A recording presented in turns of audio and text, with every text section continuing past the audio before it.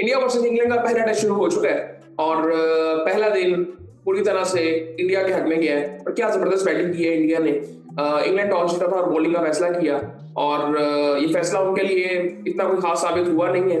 लेकिन I think मैं ये कहूंगा कि इंडिया ने मतलब वो एक बहुत बेहतर पोजीशन में तो आ गए हैं इस वक्त। लेकिन कह सकते हैं कि जब दोनों टीमें एक दफा बैटिंग कर ले तो उसके बाद अंदाजा होता है। लेकिन आई थिंक मुझे लगता है कि इंडिया बहुत आगे मैच को लेके जा चुका है। यहाँ से हो सकता है कि अब इंडिया को यहाँ से बुरा खेलना पड़ेगा मैच को हारने के लिए या ड्रॉ करने के लिए। क्योंकि इंडिया की बॉलिंग भी बहुत अच्छी है। इंग्लैंड ने जिस तरह से बॉलिंग की है वो कुछ नजर ही नहीं आ रहा था कि कोई अच्छी बॉलिंग कर रहा है। खैर इंडिया ने बैटिंग की और जायसवाल ने 101 रन बनाए, केएल राहुल ने 42 रन बनाए और क्या जबरदस्त पार्टनरशिप थी इनकी। 91 में पहला आउट होता है और बड़ी जबरदस्त सुकून से बैटिंग करते रहे। कोई ऐसा नहीं था कि बहुत एक्स्ट्राऑर्डिनरी बॉलिंग हो रही थी, कुछ ऐसा नहीं था। बीच में कुछ एक दो बॉल अच्छे होते थे और खैर उसके बाद साई सुदर्शन आज खेल रहे थे, वो वन डाउन खेले थे। अब वो 4 बॉल खेल के आउट तो हो गए थे लेकिन उनका कैच बड़ा जबरदस्त पकड़ा था। बॉल को ही स्टोक्स ने इतना अच्छा नहीं किया था लेकिन उनका कैच कीपर ने बड़ा अच्छा पकड़ लिया था। उसके बाद शुभमन गिल ने 127 रन बनाए और वो नॉट आउट खड़े हैं अभी भी, जबरदस्त बैटिंग कर रहे हैं। और ऋषभ पंत भी बैटिंग कर रहे हैं शुभमन गिल के साथ। 65 रन पे वो भी खेल रहे हैं 102 बॉलों में और वो अपने तरीके से बैटिंग कर रहे हैं जिस तरह वो करते हैं। इस वक्त इंडिया ने जिस सिचुएशन में इंडिया इस वक्त है 359 रन फॉर 385 ओवर्स अभी हुए, 5 ओवर हुए भी नहीं अभी। अगर वो हो जाते तो शायद ये 20 रन का फर्क आ जाता है यहाँ पे। इसके बाद अभी करुण नायर पड़ा हुआ है, रविंद्र जडेजा, शार्दुल ठाकुर, बुमराह, सिराज, तो भी कह सकते हैं कि 3-4 बैट्समैन अभी पड़े हैं प्रॉपर। उसके बाद बॉलिंग की अगर इनकी बात करें, क्रिस वॉक्स ने 19 ओवरों में 2 मेडन की 89 रन, तकरीबन 4.5 की इकोनॉमी है इसकी और 2 नो बॉल भी की है इसमें। ब्राइडन कार्स ने 16 ओवरों में 70 रन दिए, 1 आउट किए। केएल राहुल को इसने आउट किया था और जोश टोंग ने अब 1-2 बॉल इसने बड़ी जबरदस्त की, डिसेंट बॉलिंग थी बट इतना खास कोई रिजल्ट्स तो प्रोड्यूस नहीं हुए। 16 ओवरों में इसने 75 रन दिए, तकरीबन 4.5 की इकोनॉमी इसकी भी थी। उसके बाद बेन स्टोक्स ने 13 ओवरों में 43 रन दिए, 2 आउट किए, तकरीबन 3.5 की इकोनॉमी इसकी भी थी। इसने जो 2 आउट किए ये आई थिंक यही आज किसी हद तक कह सकते हैं कि कुछ इंग्लैंड के हक में था। अदरवाइज इंडिया ने जिस तरह से बैटिंग की आई थिंक मुझे लगता है पिच में कुछ अभी नजर ही नहीं आया, अभी कुछ नहीं हो रहा पिच में, ना बॉलिंग इनकी कोई इतनी खास है।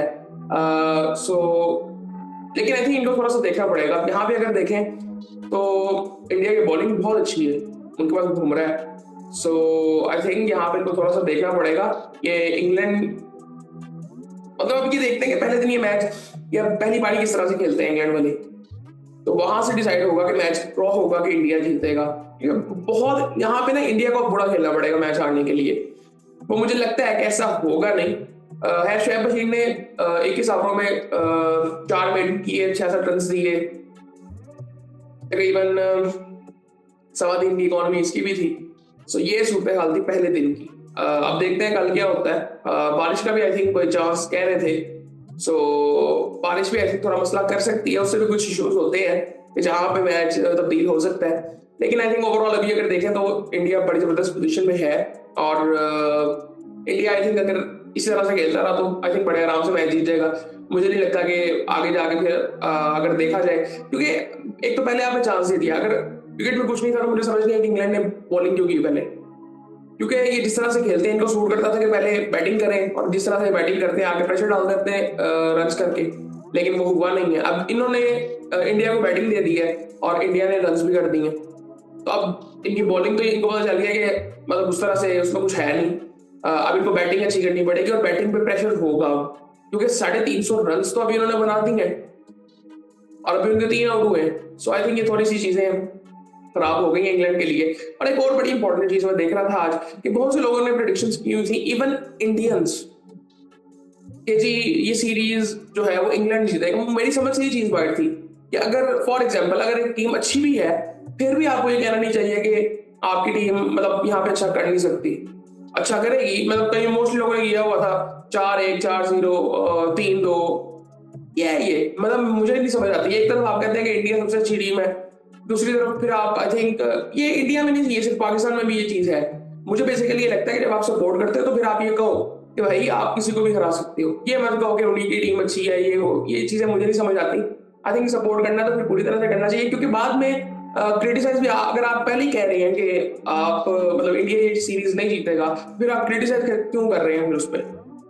ये इंडिया में भी है, ये पाकिस्तान में भी ये चीजें होती हैं।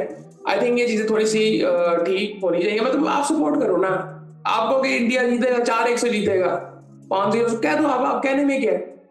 सो वो जब ठीक है आप ये कहते हो, आप न्यूट्रल एनालिसिस करते हो, ठीक है, वो आप सारा कुछ देखते हो, लेकिन आप यहाँ पे देखो ना कि इंग्लैंड की बॉलिंग उस तरह से नहीं है, आपके पास बॉलिंग अच्छी है, आपके पास बैटिंग अच्छी है। सो आई थिंक ये चीजें मुझे लगता है कि थोड़ा सा भी बेहतर करनी चाहिए। इवन मैं पाकिस्तानियों को भी ये कहता हूँ, मैं हमेशा ये कहता हूँ कि आप पूरी तरह से सपोर्ट करो। क्यों नहीं? पाकिस्तान पाकिस्तान के बारे में तो बात ही ये होती थी कि किसी को भी किसी भी टाइम हरा सकती है ना। किस चीज की कमी हमारे पास होती है? हमारे पास सिर्फ सिस्टम की कमी होती है कि सिस्टम उस तरह से परफॉर्म नहीं कर रहा होगा। ओवरऑल वो दिन किस तरह से जाता है वो उस दिन प्लेयर्स पे डिपेंड करता है। इसी तरह इंडिया में मैं ये चीज देखता हूँ कि एक तरफ से कहते हैं कि बहुत अच्छी टीम है, बहुत अच्छी टीम है, बहुत अच्छी टीम है, लेकिन जब ये ऑस्ट्रेलिया इंग्लैंड के खिलाफ या साउथ अफ्रीका के खिलाफ जाते हैं या न्यूजीलैंड के में भी खिलाफ जाते हैं, सो उस वक्त इनकी ये बातें होती है कि हाँ वो टीम अच्छी है या ओवरसीज से खेल रहे हो। सो आई थिंक इस तरह से पूरी सपोर्ट दिखानी चाहिए, क्योंकि अगर ये चीजें फॉर एग्जांपल अगर कोई खिलाड़ी देखते तो वो कहता है कि यार पहले ही उम्मीद नहीं है, तो फिर वो आई थिंक वो एक साइकोलॉजिकल एक असर भी होता है। और लेकिन जब फिर हारते हैं तो फिर आप क्रिटिसाइज क्यों कर रहे हैं? आपको तो पहले ही पता था। आई थिंक ये थोड़ी सी चीजें हैं जो कि देखनी चाहिए, हम सबको देखनी चाहिए आई थिंक इस रीजन में। सो बाकी आई थिंक काफी ऐसी चीजें हैं, मैं सोच रहा हूँ काफी चीजों के बारे में, क्योंकि काफी चीजें हो चुकी हैं पिछले कुछ दिनों में। तकरीबन 15 दिन का हमने गैप लिया था और काफी उसमें चीजें हुई थी, तो देखते हैं कि उन पर किस तरह से बात की जा सकती है। क्योंकि मेरा अभी भी कोई प्लान नहीं था कि अभी मैं कोई वीडियोस बनाऊंगा। अगर ये सीरीज शुरू ना होती तो मैं आई थिंक अभी कुछ देर वेट करता और प्रॉपर एक ऑर्गेनाइज फॉर्मेट से आता। लेकिन आई थिंक ठीक है, सो उन चीज़ों में बात करेंगे। काफ़ी चीज़ें हो गई हैं, बिग बैश में पाकिस्तानी प्लेयर्स खेल रहे हैं, उसके बारे में बात की जा सकती है। और काफ़ी चीज़ें हुई हैं पाकिस्तान क्रिकेट में, कैंप लग रहे हैं, कुछ ना कुछ हो रहा है पाकिस्तान क्रिकेट में भी। सो आई थिंक उसके बारे में बात करेंगे फिर आपसे।